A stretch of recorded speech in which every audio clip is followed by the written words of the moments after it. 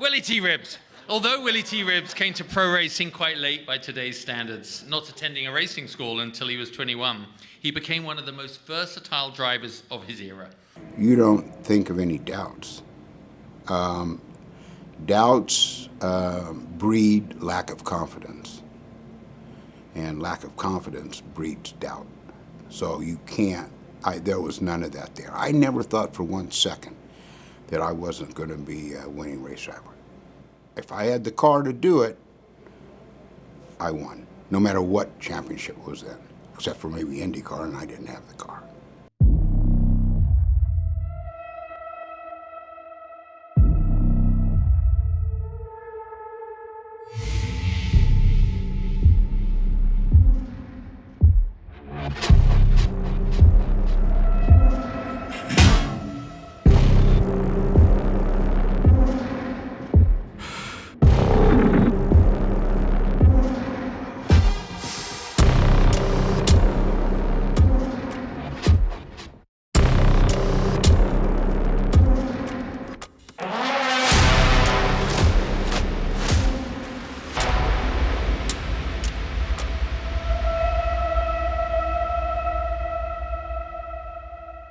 By the time he had made his Trans Am debut in 1983, he had already proved himself in open-wheel cars, taking pole position for the Formula Atlantic support race at the 1982 Grand Prix of Long Beach. Ribbs won in only his 4th Trans Am start in '83, and driving a DeAtley Chevrolet Camaro, he delivered 4 more triumphs. As a kid, you first start hearing about Hall of Fames in football and in baseball and in boxing. You know, that's not your motive as a race driver. Your motive is to win races. That's all. Nothing.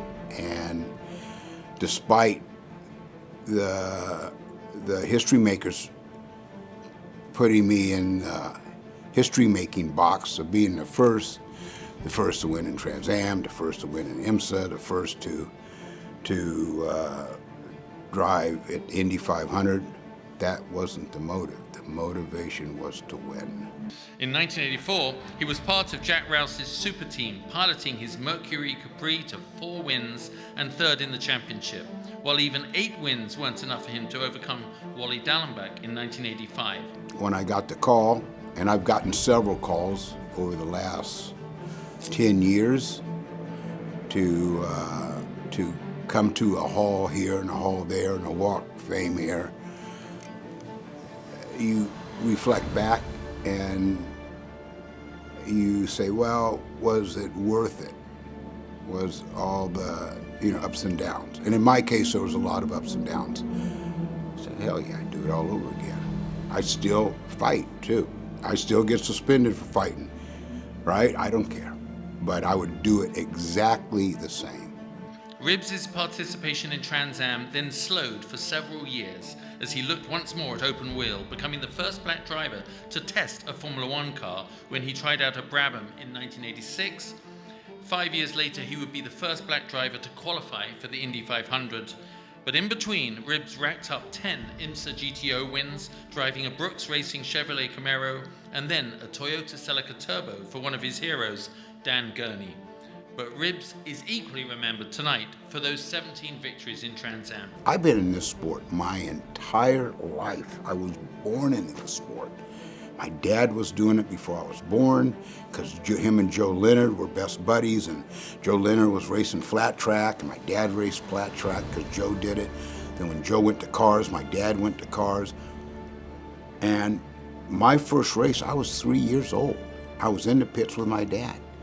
And so watching the sport evolve and being a part of it